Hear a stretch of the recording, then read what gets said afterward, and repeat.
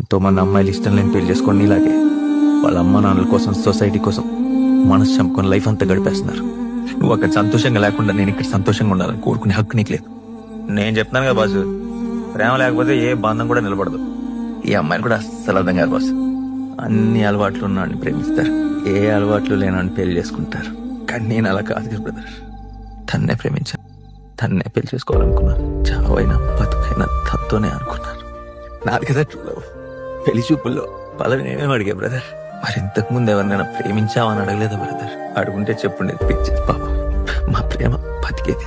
ప్రేమించిన వాడికి ఇచ్చి పెళ్లి చేస్తుంటే బాగుండేది. కరెక్టే, వాడింట్లో అన్ని సౌకర్యాలు ఉండేవి కాదేమో, కనీసం అమ్మాయి ప్రాణాలతో ఉండేది కదా.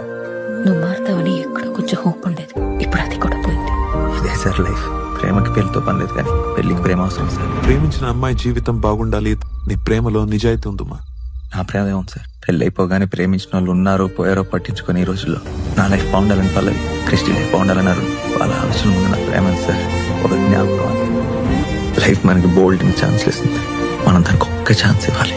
నేను ఇస్తాను సార్.